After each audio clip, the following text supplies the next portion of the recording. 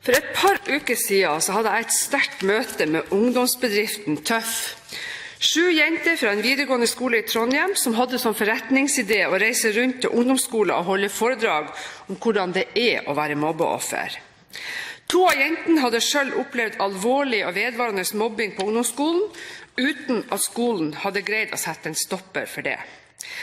Læreren og skoleledelsen hadde bagatellisert, og jentene slapp ikke fri fra mobbinga før de kom på videregående skole. Da fikk begge et nytt liv, og der bestemte de seg for å stå frem, modiggjort og fortelle sin historie om hvor tøft de hadde hatt det på ungdomsskolen. Jentene fortalte om stor suksess med foredragene sine og hadde kontrakt med Trondheim kommune om å besøke en rekke ungdomsskoler i kommunen.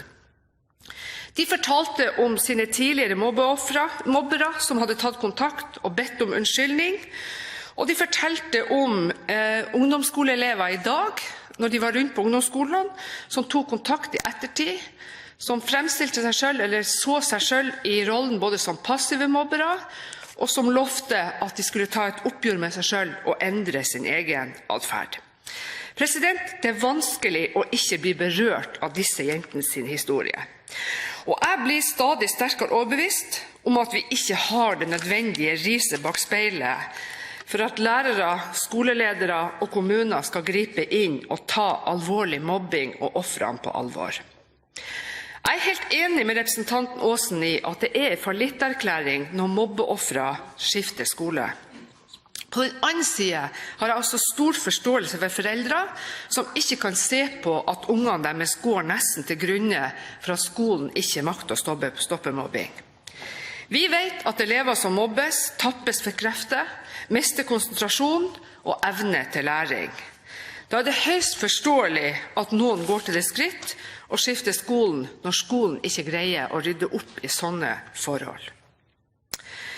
Regjeringen har gitt et oppdrag til juridisk ekspertise ved Universitetet i Oslo å utrede blant annet sanksjonsmuligheter i forbindelse med mobbeovergrep og en ordning med mobbeombud.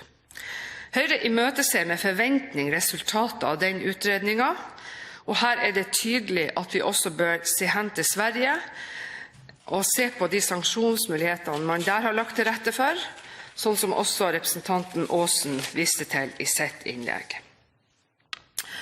Høyre har tidligere tatt til orde for mer aktiv bruk av konfliktrådene for å sette tydelige grenser og vise at mobbing får konsekvenser. I min forrige stortingsperiode satt jeg i justiskomiteen, og da besøkte jeg blant annet konfliktrådet i Sør-Trøndelag, som har gjort gode erfaringer med nettopp å ta mobbesaker inn i konfliktrådet, der de arrangerte stormøter, der alle de involverte, både mobberne og ofrene, får møte med støttepersoner, og hvor man greide faktisk å løse opp i det som hadde vært svært fastlåste saker. Det må vi lære av, og det må vi også greie å bidra til at andre konfliktråd andre steder i Norge kan greie å gjennomføre og bidra til å løse sånne konflikter. Men Høyre har også tro på en tanke rundt det her med å knytte politikontakter til skoler og dra faktisk også politiet inn i mobbeforebyggende arbeid. I mange henseender kan det se ut som at lærerne og skolene trenger andre autoriteter å støtte seg på i forhold til å understreke alvoret i situasjonen, og at mobberne kan se at det er noen som ser, og som også er i stand til å fortelle noe om konsekvensene når man går over alle grenser. Mobbemanifestet er viktig for å skape større bevissthet når det gjelder viktigheten av å bekjempe mobbing. Men jeg vil da advare mot at noen da kan tro at jobben er gjort. Det er jo da jobben begynner.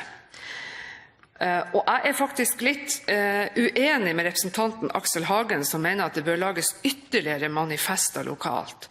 Jeg tror det viktige nå ikke er mer papir, men mer faktisk inngripen når mobbing skjer.